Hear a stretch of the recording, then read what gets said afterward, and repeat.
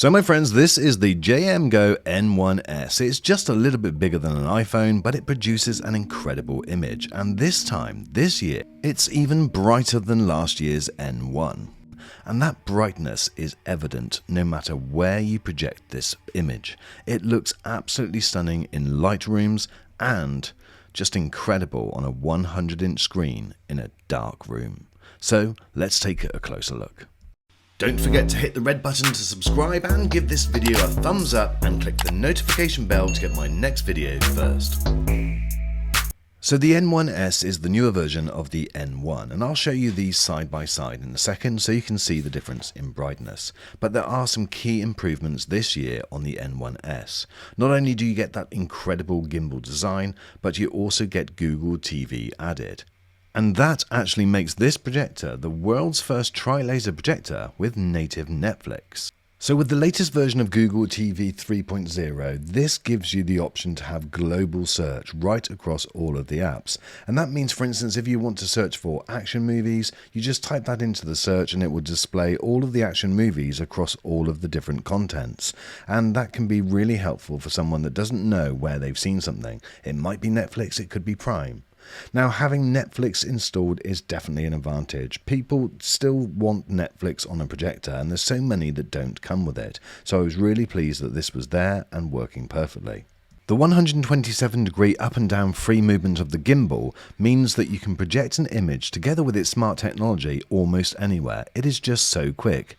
In the past, I've had to use things like tripods, even standing the projector on books or the stand that it comes on just to get the right image, even dragging a table into the middle of the room. Well, there's none of that.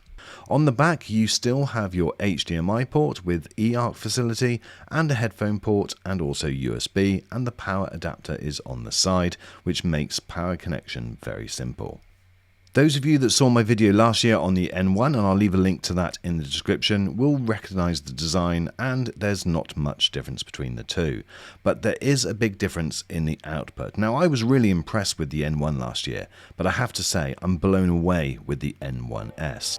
Now for me, there's a few reasons why I think this is such a great projector. The brightness obviously is key, and as you can see from some of these images, no matter whether it's a light room or a dark room, it's an incredibly watchable image. But it's also where you can project this. Here is against a plywood wall and it looks absolutely fantastic. You just do not need a screen anymore.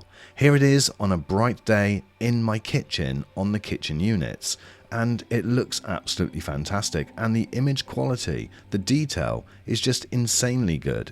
So with its 900 ANSI lumens and its 1600:1 contrast ratio, you can definitely tick off picture quality, but also it's the ease of that picture. It's got the technology built into it, has auto keystoning, so it straightens the image no matter where you direct it. So you can have it on the ceiling 1 minute if you want to, and a screen the next.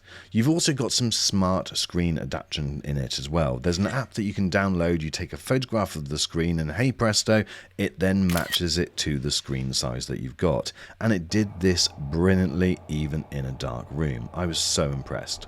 The MAUC triple laser really does an incredible job. MAUC stands for Microstructure Adaptive Laser Control, and it does seem that they've absolutely nailed it. So no matter whether you're in a large room like this, delivering a picture at 100 inches, it looks fantastic. And if you're in a small room where the picture may be only 40 inches or 30 inches, it still is crystal clear and super sharp. There's a noticeable difference in the brightness when you compare the N1S to the N1 from last year.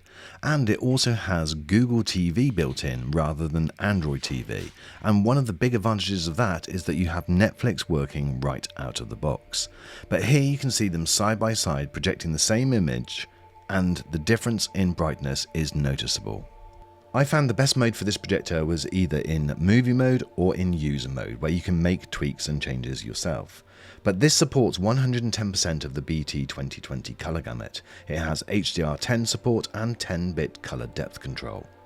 The newer chip also delivered extra sharpness, and for those of you that are worried with laser projectors about the speckle, I saw very minimal amounts of speckle, and it was only in some scenes. Certainly, for the majority of you, I don't think you'll notice it at all. And I had this projecting onto an ALR screen, which sometimes can be a little bit more prone to speckle, and it wasn't an issue at all. There's loads of different modes and lots of different changes that you can make to this, so hopefully you can get the perfect image no matter what or where you're projecting this. This really is a stunning projector.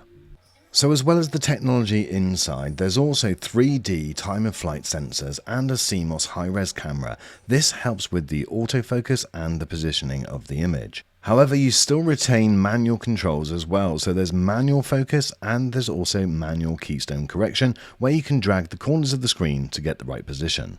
So my friends, in summary, I think that you will be blown away by this projector. The brightness, the quality of the picture, and the technology built inside is stunning.